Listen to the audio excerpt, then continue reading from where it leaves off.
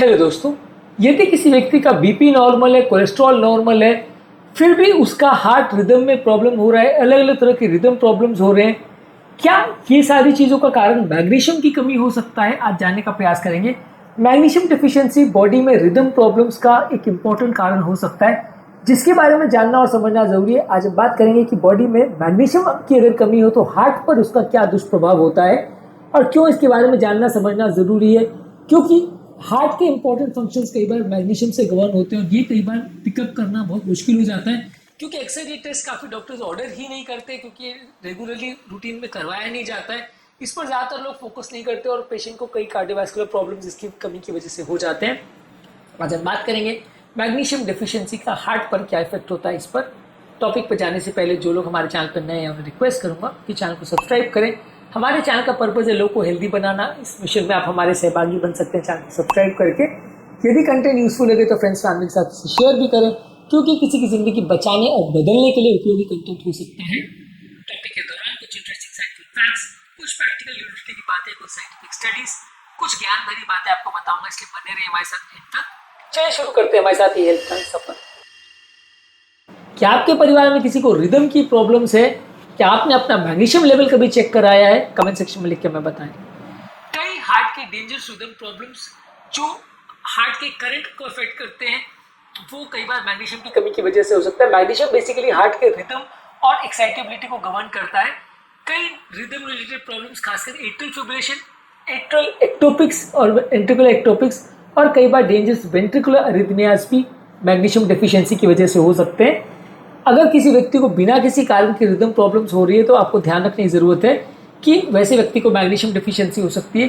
Studies ने show किया कि एट्रियल फिब्रिलेशन बिना किसी और कारण के हो रहा है तो मैग्नीशियम डेफिशिएंसी ऐसे लोगों में ज्यादा देखने को मिलती है। इसके अलावा नलियों के ब्लॉकेज होने का चांस भी ज्यादा मिलता है कंपेरेटिवली।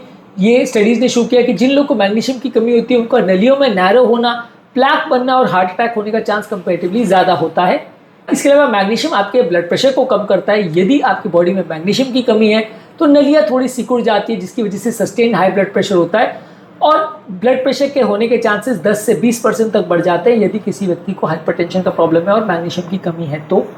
इसके अलावा हार्ट फेलियर वाले पेशेंट्स में मैग्नीशियम की डिफिशियंसी आपके हार्ट के मसल की कॉन्ट्रैक्शन को कम करता है, हार्ट के मसल की एफिशिएंसी को कम करता है और हार्ट फेलियर में हॉस्पिटलाइजेशन और अरिथमिया के रिस्क को बढ़ाता है।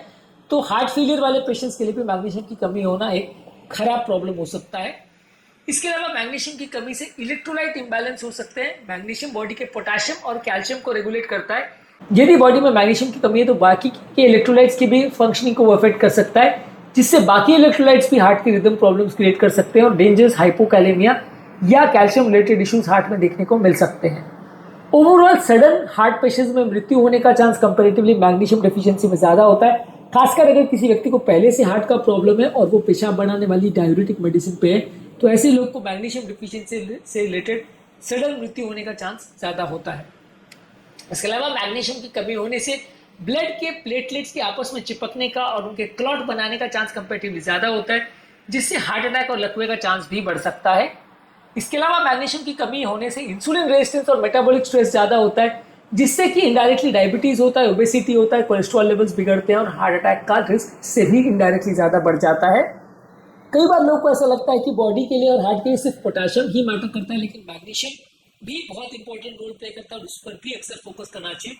जब भी हम इलेक्ट्रोलाइट टेस्ट कराते हैं तो अक्सर हम खाली सोडियम पोटेशियम पर फोकस करते हैं, लेकिन अक्सर मैग्नीशियम उस पर छूट जाता है, जो कि कई बार उससे भी ज्यादा इंपॉर्टेंट रोल प्ले कर सकता है, इसलिए इस पर भी ध्यान देना जरूरी है।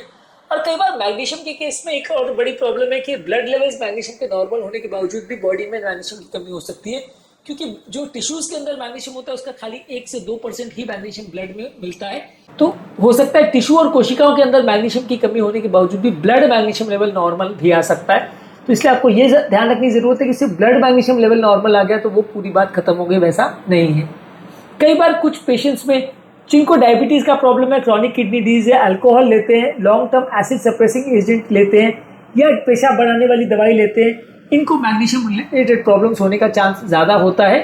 इस मामले में प्रैक्टिकल यूटिलिटी के लिए आपको कोशिश करनी चाहिए कि आपको अगर मैग्नीशियम रिलेटेड प्रॉब्लम्स है और सप्लीमेंट्स ले रहे हैं और खासकर अगर हार्ट प्रॉब्लम है या किडनी प्रॉब्लम है तो अपने डॉक्टर के साथ जरूर डिस्कस करना चाहिए, क्योंकि मैग्नीशियम सप्लीमेंट्स ज़रूरी तो है, लेकिन अगर आप उसको ओवर यूज़ करेंगे तो भी वो प्रॉब्लम करते हैं, और यदि बॉडी में उसकी कमी होती है तो भी प्रॉब्लम करते हैं। तो ये सारी चीज़ों को बिना डॉक्टर से डिस्कस किए आपको नहीं लेना चाहिए, लेकिन अगर इसकी कमी हो तो ज़्यादा प्रॉब्लम भी कर सकता है, तो इस इशू को डॉक्टर के साथ आपको डिस्कस ज़रूर करना चाहिए। इस मामले में हमारा फाइनल वर्डिक्ट ये है कि यदि किसी व्यक्ति को बार बार धड़कन की प्रॉब्लम हो रही है बिना किसी कारण के, तो उसका मैग्नीशियम स्टेटस जरूर देखना चाहिए।